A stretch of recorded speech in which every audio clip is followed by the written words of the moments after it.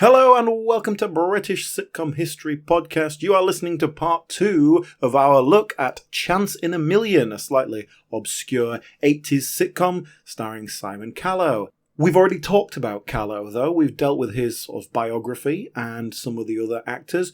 This week we're going to be getting into Brenda Blethyn and the writers, and we're going to look into a bit more detail of the episode specific that we are looking at, which is Series 2, Episode 2, For Whom the Bell Tolls, for those who like to watch along. And that's where we're going back into it. We're getting into that episode now. We're still only in the opening scene. Let's get back to it.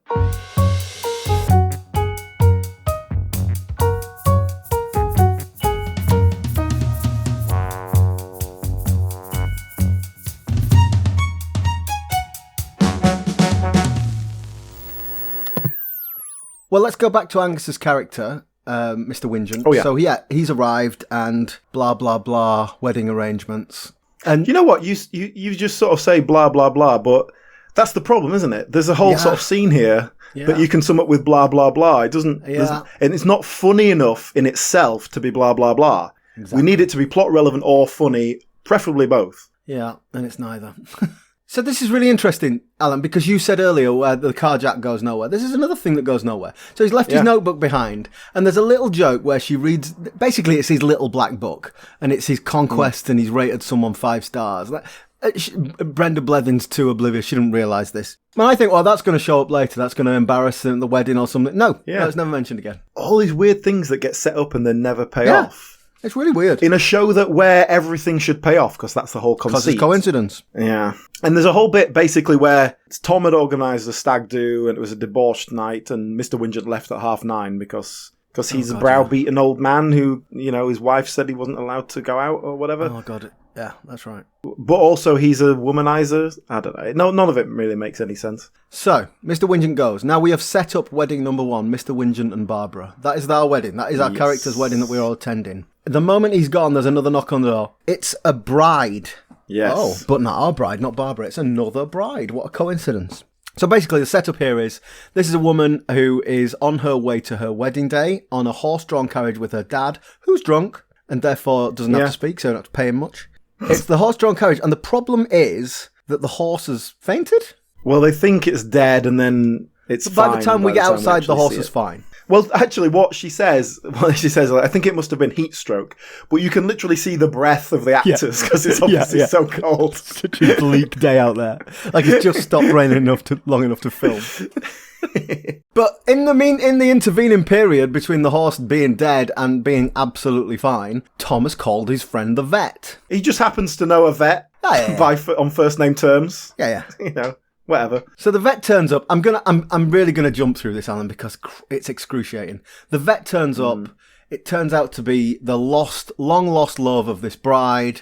They kiss. The wedding's off. I've mercifully cut that short. Yeah, look, the thing is, it's not funny. It's slow paced. It doesn't whip along. When she stood at the door and she's explaining what's happened, she's just explaining what happened. It's not funny. The dad's drunk, but that's not really funny either. Like, you can't get laughs out of a knockabout drunk.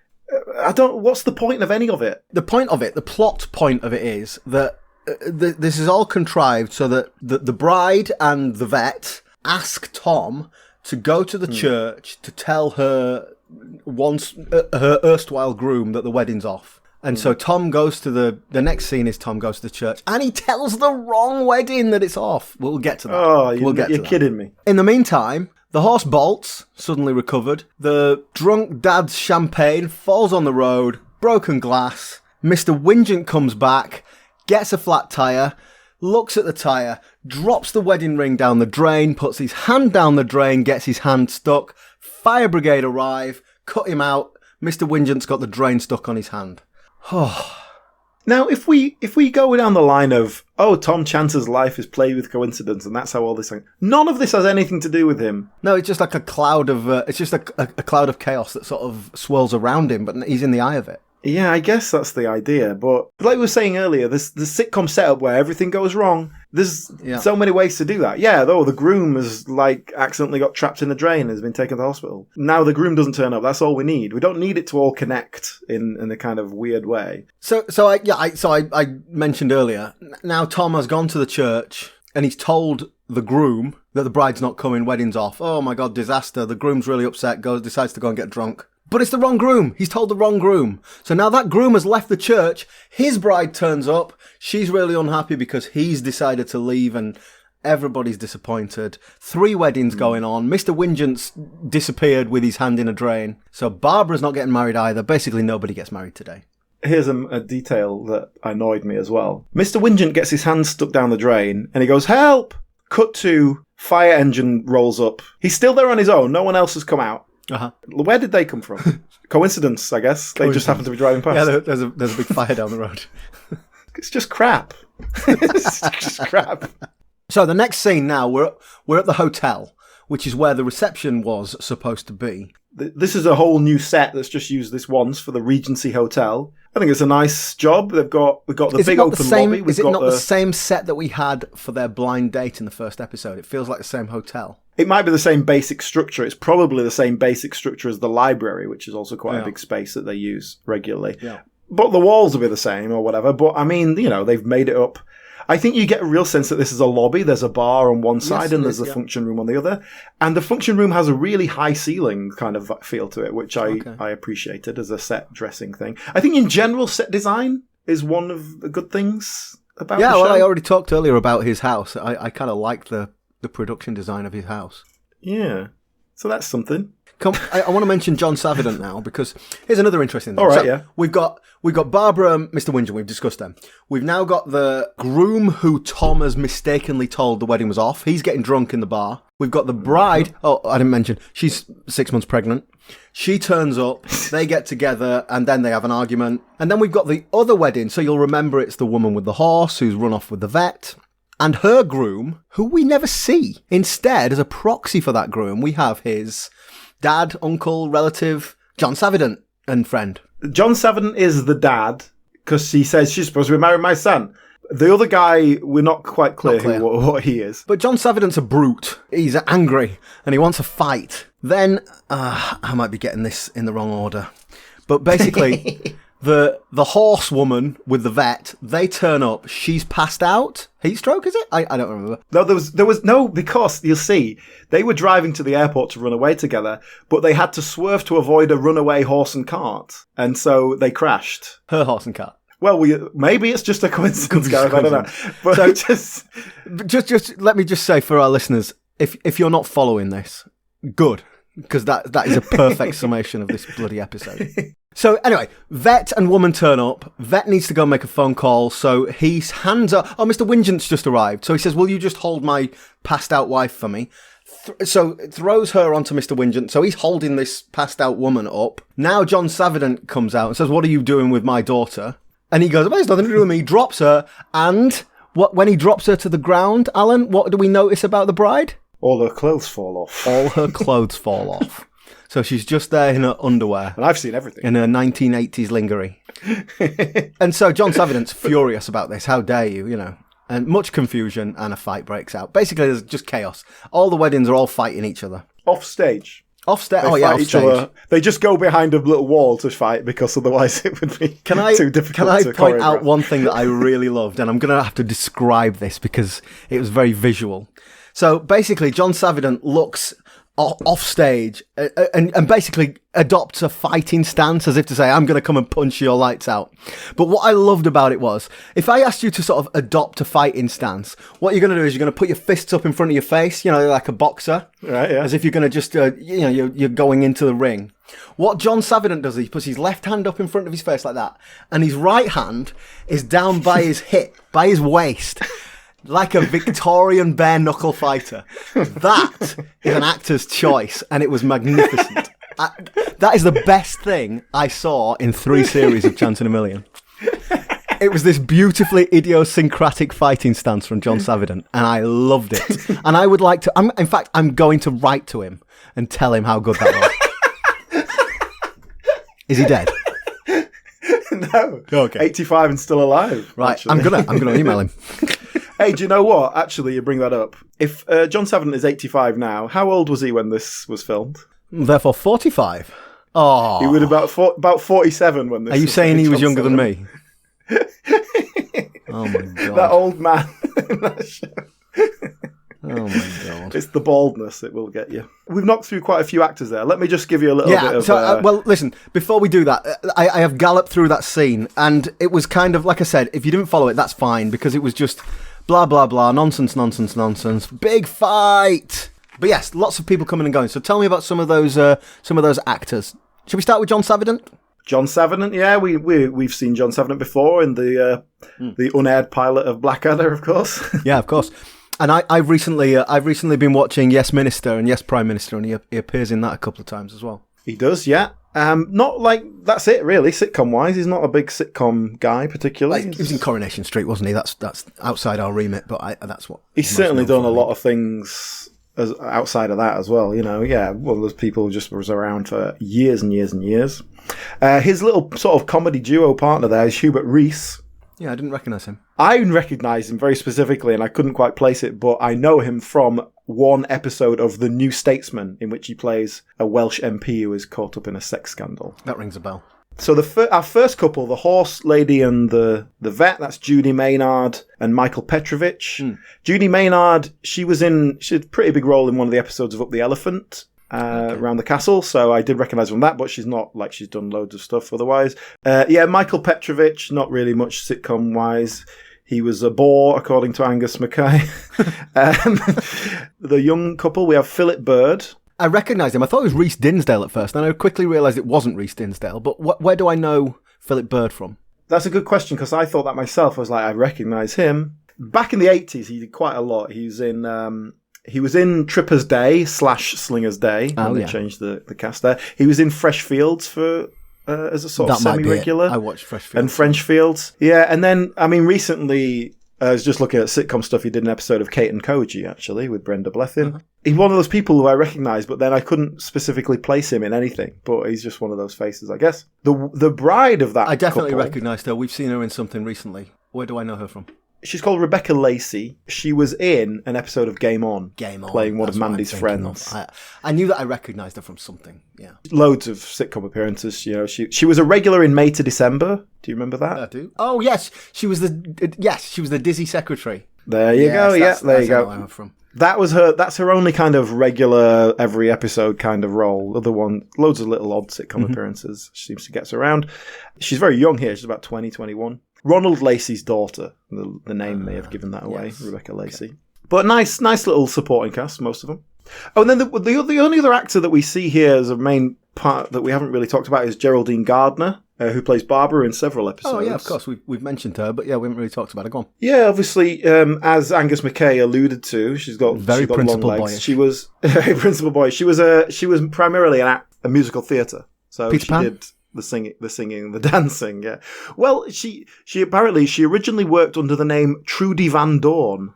Oh yeah. A bit more glamorous, isn't it? That definitely has a different feel to it, doesn't it? But she was never like, if you look at her IMDb, the TV and film credits is pretty crappy stuff, and mostly there just to kind of be the leggy lady. But she was a bit more successful on the musical theatre stage. She was one of the original cast of Cats.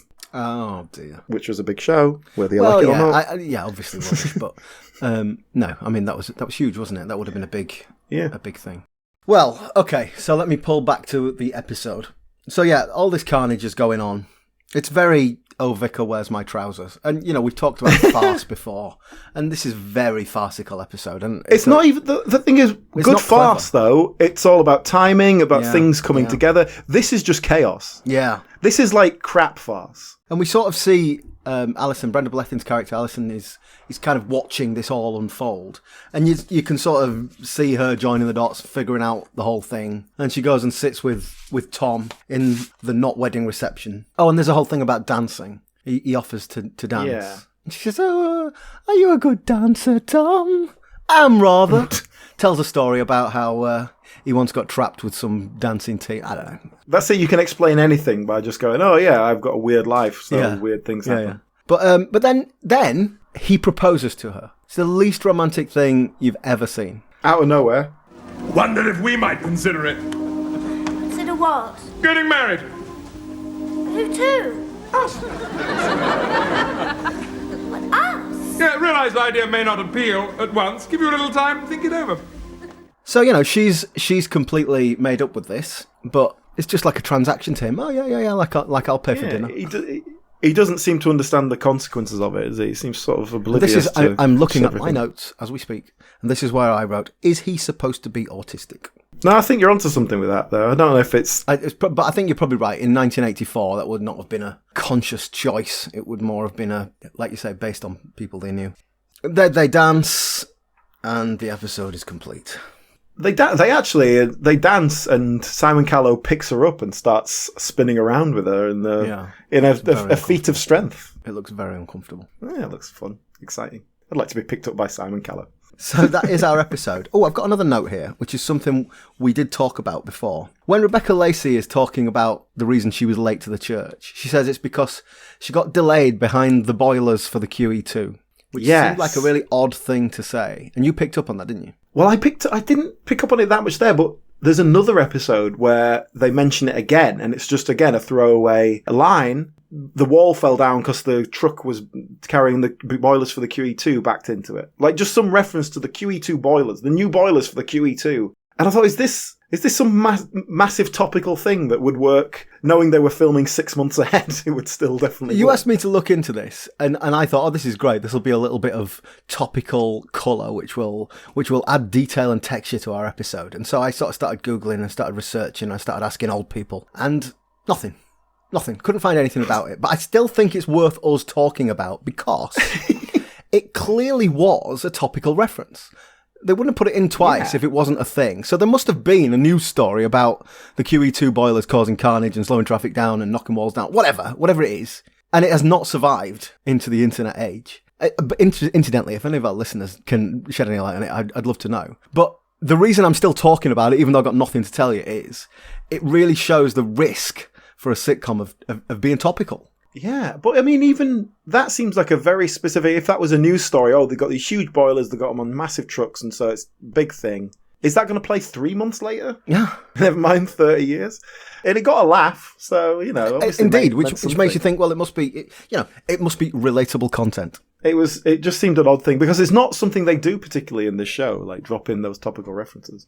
So look, that's our episode. What we haven't really talked about is Brenda Blethyn. We did a lot on Simon Callow at the start. Tell me more about Brenda Blethyn. Oh yeah, Brenda Blethyn, one of the highlights of the show. I would agree with that. Brenda Blethyn, she was sort of a slightly more unusual route to the acting world. I guess she came to it slightly later in life. She's the youngest of 9 children, first of all.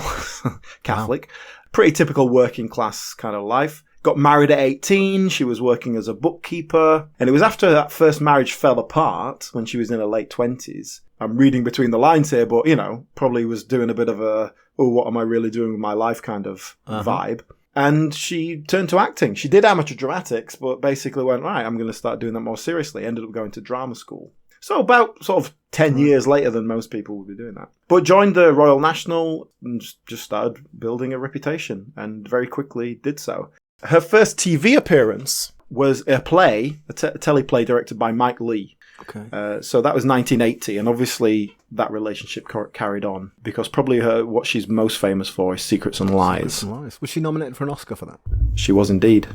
So that was 1996 that film came out, and that was a bit of a gateway to different things. So in the 80s, I noted she was in an episode of Yes Minister. I don't know if you picked up on that. She was, yes. And she does often play kind of little dowdy characters, and so when she breaks out of that, it sort of makes an impact. But she always seems to commit to the role and get very involved.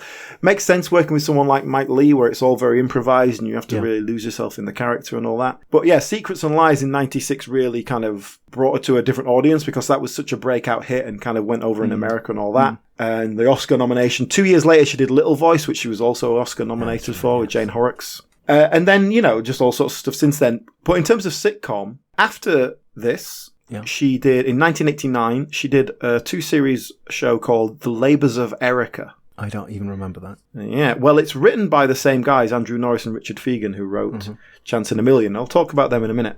But it's about this 40-year-old woman. Her partner's died, her child has kind of grown up, doesn't need her, and all this, blah, blah, blah. And she's like, well, all right, what am I doing with my life? and she finds a diary from when she's 14. And it has this list of 12 things that she wanted to do, like a bucket list. And so she was like, right, I'm going to do these things that my 14-year-old self wanted to do to sort of... Yeah. And so that's it. They did one per episode, 12 episodes, job done. That's a nice premise. I like it. It is a nice premise, isn't it? Yeah, yeah. But like, it's not exactly well remembered, is it? No. Have you seen any of it? Is it any good? I watched the first episode because it's on YouTube, and I managed to find that. It is out on DVD, though. I'm going to try and find it. It was better than Chance in a Million. Well, okay. I mean, Root Canal would be better than that. In the mid-90s, she was in another sitcom called Outside Edge. Oh, yes. I remember that. Yeah. I didn't watch that. I sort of remember that being a bit sort of mainstream and lame for me at that time. Yeah, yeah. Did that for a couple of years right before Secrets and Lies. And then after Secrets and Lies, she very much becomes much more of a film actor, or kind of the sort of person who's not going to commit to like a full sitcom filming schedule. So maybe the odd guest appearance here and there, but was a bit more in demand, I think. Well, I know we talked about Kate and Koji recently, haven't we? Yeah, until very recently, sort of 2020. Isn't she, I know this is not a sitcom, but isn't she a sort of not Miss Marple female detective? Yes, Vera. Vera, that's it, yeah. Yeah, that's the other main thing she's been doing for the last 10 years, basically. But yeah, I mean, those two things are very much a kind of retirement jobs. You want a nice regular gig? Bit rude. You're the star. It's not really retiring, She's 70. is it? She's I'm 75. saying she's starring in 2 series there. That's not retirement. I guess my point is that there's a sort of a 20-year gap here where she was doing films. I see what you mean. And like now you want something where you can commute from home. You don't have to... you know exactly what your schedule's going to be every day. Yeah.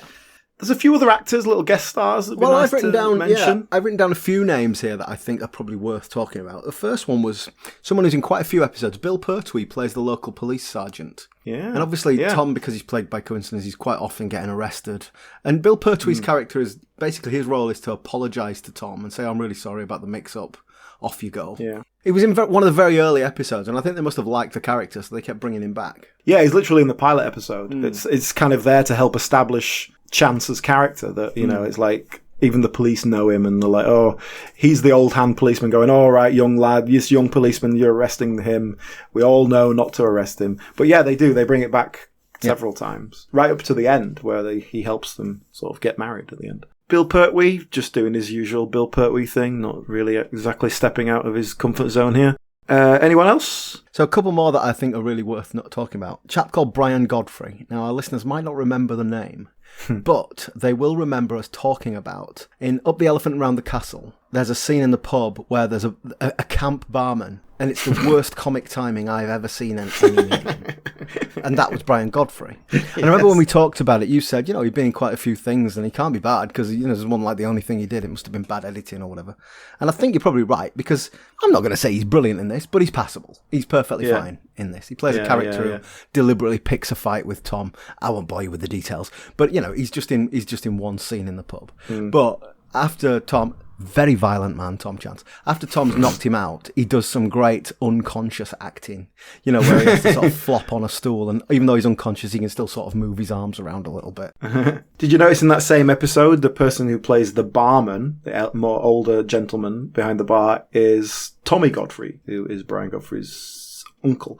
The thing I remember him being in is Mind Your Language. He's like the janitor or something, but he's like he's sort of a gruff, East End... Cockney kind of old fella. But yeah, he's Brian Godfrey's uncle, I think. So one more name that really caught my eye, and it was the name rather than the performance when I was looking through the cast list. It's an episode where Tom and Alison's friend leaves his wife for another woman, and the other woman is played by an actress called Mandy Rice Davis. Mandy Rice Davis was the other woman, not Christine Keeler, involved in the Profumo scandal. All right. Now I thought, well, that can't be a coincidence, because she looked about the right age. So I googled Mandy Rice Davis, and there's all the photos of her in 1963. I'm comparing like for like with this YouTube link of 1983, near enough. And I'm pretty sure it's her. On IMDb, she's done a few little things, but I think there was probably some renaissance. You know, there was a film, wasn't there, about it, and you know, maybe she decided, right, well, I'm gonna get out there and act. Yeah. I'd really love to. I'd love to have it confirmed. I'm pretty sure it is. Yeah, I don't see why not. Everyone has a little crack at the acting, doesn't it? Well, as it happens, she wasn't very good, but I don't think that's she certainly was not out of character in that. I've got a couple other names for you. Go on then. Deddie Davis. Deddie Davis plays Alison's mum, and we've seen her before. What have we seen her in? You'd absolutely recognise her face. What have we seen her in? She was in the LWT remake of The Rag Trade, playing the role of the skittish, mousy one.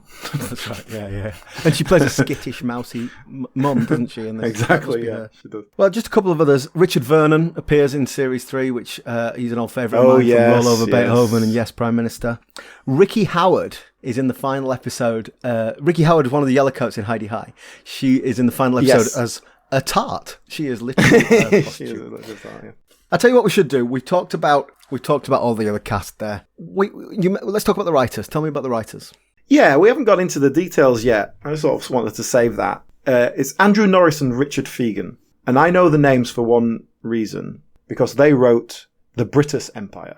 Ah, right. Yes. Okay. That's the one thing that they're really like, that was their one big hit. Obviously, after this. Mm-hmm. And so I knew that. And I hadn't looked into the details much more than that. I knew they'd done that, and then they were better known for kids' shows, which makes perfect sense to me because, spoiler alert for a future episode, The British Empire is kind of crap and childish, in my opinion. It went on for ages, the British Empire. It was a huge success. It went on a lot longer than you think. It was massive, yeah. But then I actually looked into them and read about them, and I found out a bit more than I expected. Richard Fegan, there's not a lot about him out there in an obviously accessible way, but Andrew Norris has his own website, and he's put a lot of information up there, so I've got found out a bit more.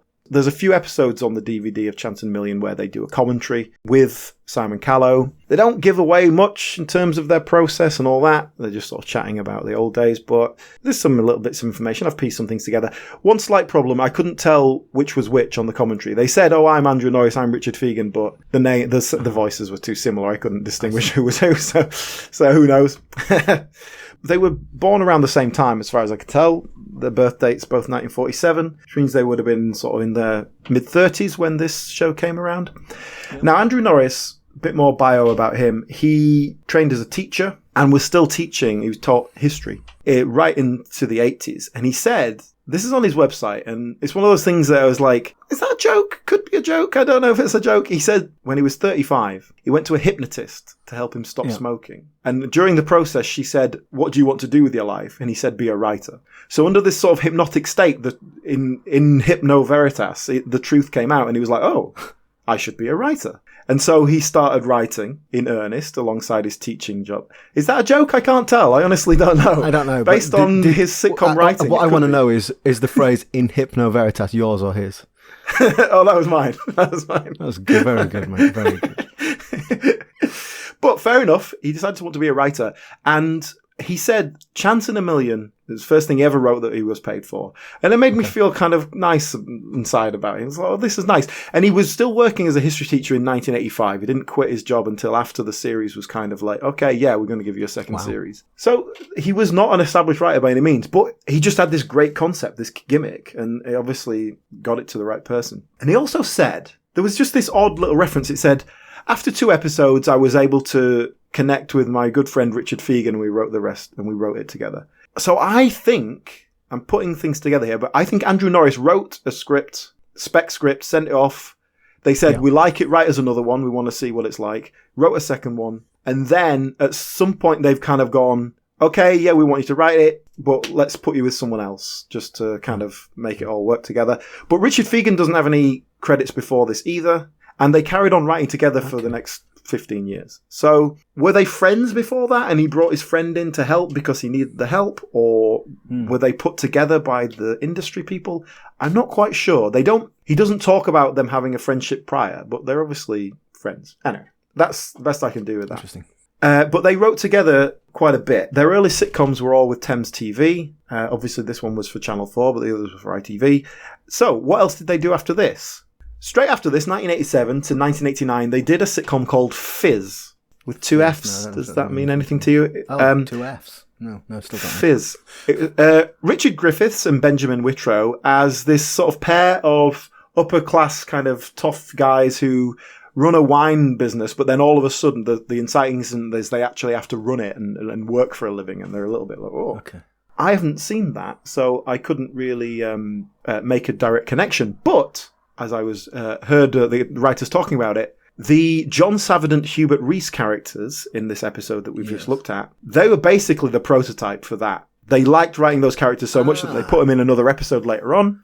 But then the characters that are in Fizz are basically those two. It's these two characters that are just finish each other's sentences and just are kind of slightly posh and just don't know what they're doing. Uh-huh. So, a very direct connection there to Chance in a Million. Straight after that, they did The Labours of Erica with Brenda Blethyn, as we've already talked about. And then the year after that, 1991, so the next job, British Empire, which ran for 6 years. And that is basically their sitcom life. You said they went into children's television after that? Yes, so they wrote things together. Andrew Norris wrote books, children's books, and then they did sort of TV adaptations of them.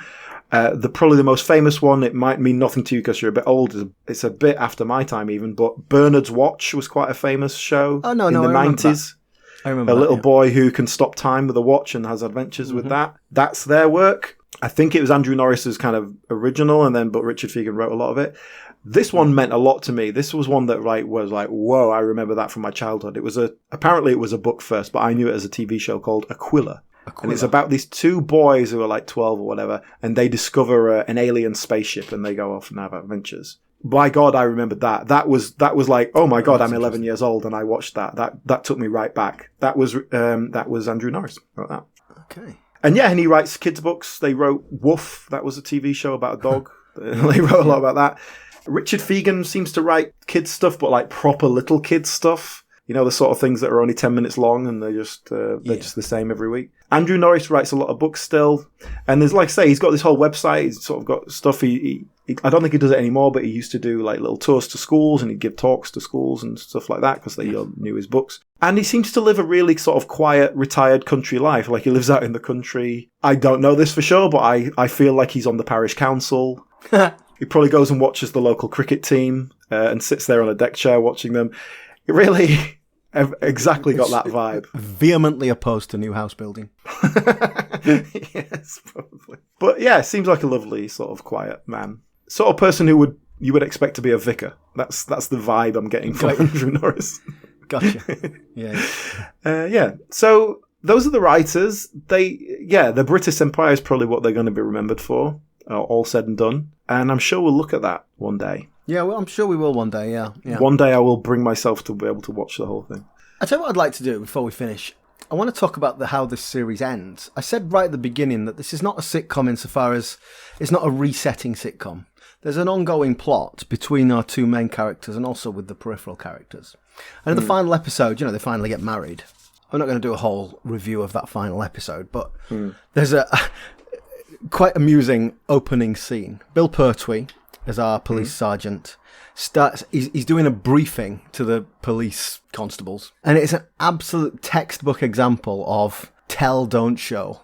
He absolutely lays out all the strands of the plot that are about to happen. Yeah. Not to be confused with item 15, Jack the Vicar. New to our patch. Now, word is that he poses as a member of the clergy, addresses the WI or similar, and reduces the old dears to sobs with pictures of orphan kiddies. And, while they're out of the room, pledging large sums of money to Oxfam, he robs their handbags. The problem is that it lays them out and then they don't get paid off until 20 minutes later. You've totally forgotten because it's just a one-line sort of setup they threw out. This is what I wrote down. Bullet points. Wedding, Vickers and Tarts party, vice raid, fraudulent vicar. For God's sake, I could write the whole episode myself. You'd probably do a better job. Here's the twist. I would have been wrong because you've got all the strands there all laid out perfectly. And they never tie them together. They just let them dangle in the wind. This last episode is really, really badly written. I also, by the way, Bill Pertwee in that scene, a textbook example of reading the lines off something in the distance. His eyes are definitely off. Yeah, his eyes are looking too far down for something for me. Well, the other notable thing about this episode is that Stephen Fry's in it. Oh, sorry, I said Vickers and Tarts party, wedding, fraudulent vicar, vice raid. I didn't mention there's also a general synod happening. So loads of vicars in town for a synod. I didn't write that down, sorry, but that was another plot strand. And one of those vicars is Stephen Fry. And again, I've written down here, Stephen Fry is so obviously the fraudulent vicar, he's going to end up marrying them. And now, spoiler alert, that is not what happens. No. But that is so obviously what is being set up here. It would have worked much better. It would have tied together better. The ending would have made more sense. So basically, the way it ends is that it turns out the fraudulent vicar did marry them. And we're left with, here's the mugshot of the vicar, of the fraudulent vicar, and it's the guy that married them. But I wasn't sure because I don't remember the guy that married them because we hadn't really seen him. No. What we'd seen was loads of Stephen Fry. So here is my theory, Alan. My theory is that Stephen Fry was supposed to be the fraudulent vicar and marry them, but they only had him for one day.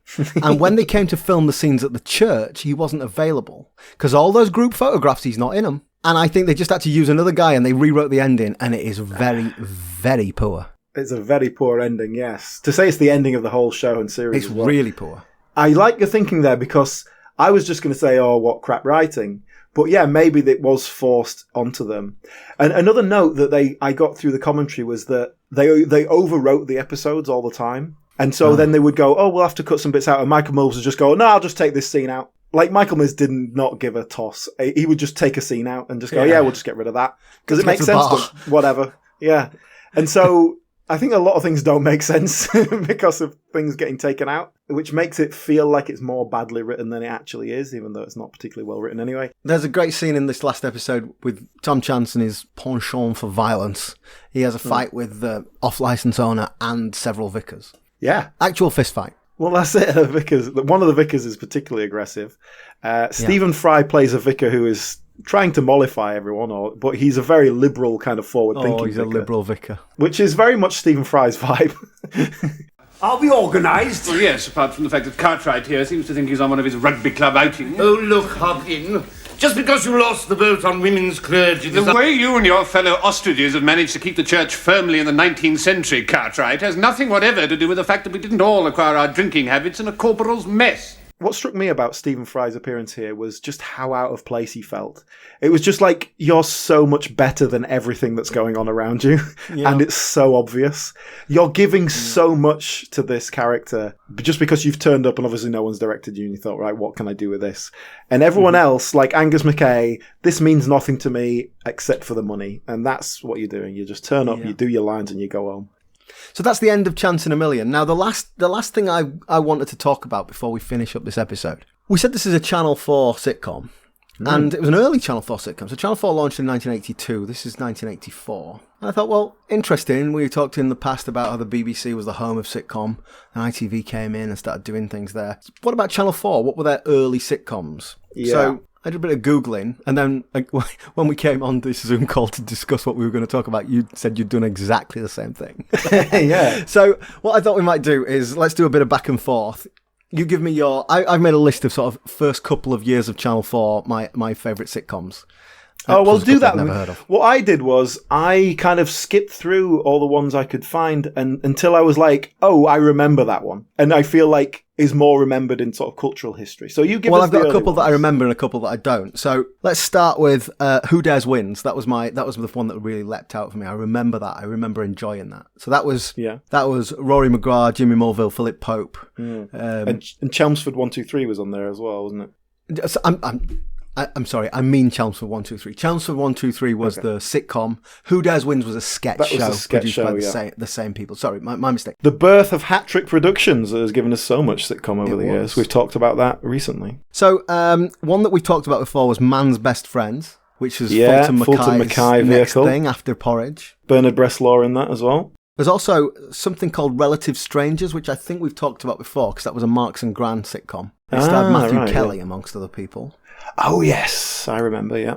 I've got a couple of others. A Fairly Secret Army, which I don't actually remember, but I remember being a thing. That was Jeffrey Palmer. Well, that one's interesting because, first of all, it's basically a sequel to Reginald Perrin, the character Jeffrey Palmer plays in that, but not in name for legal reasons, but it's exactly the same character.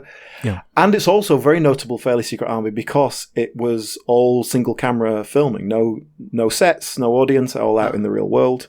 And so no laugh track. So it's very sort of unusual for its time in that. Kind of a weird show, not that good, but I have watched it and it's an interesting little historical artifact. A couple of others here which I wanted to mention, but I don't remember them. There's one called The Lady is a Tramp, which was a Johnny Spate written sitcom. And it starred Patricia Hayes and Pat Coombs as, and I'm going to quote from Wikipedia here, bag ladies.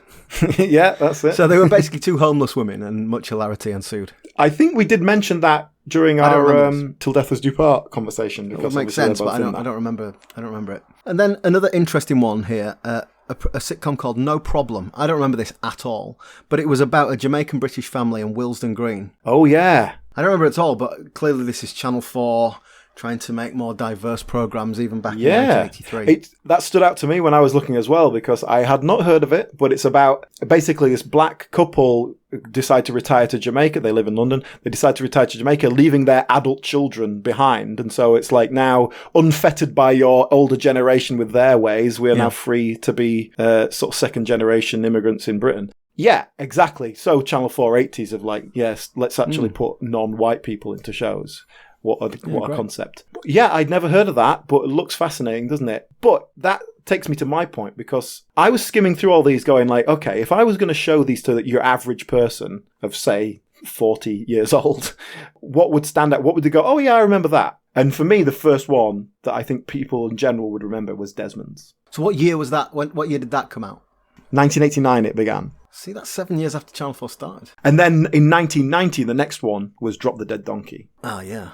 Well, the other interesting thing was, you know, I'm gonna say when I did my research, what I did was I looked at a Wikipedia page of Channel 4 sitcoms, and the other thing that was notable, which is obvious in hindsight, is they had a lot of American imports. They had Cheers and those sorts of things, you know, Roseanne and Golden Girls, those Friday night things. I remember watching that as a kid. Yeah, I mean, I remember those, and obviously that's outside of what we talk about, but clearly they had that commitment to bringing in comedy from around the world. They had some Australian shows. They had the Paul Hogan show, which was more sketch, but you know, they wanted to bring in comedy from around the world as well.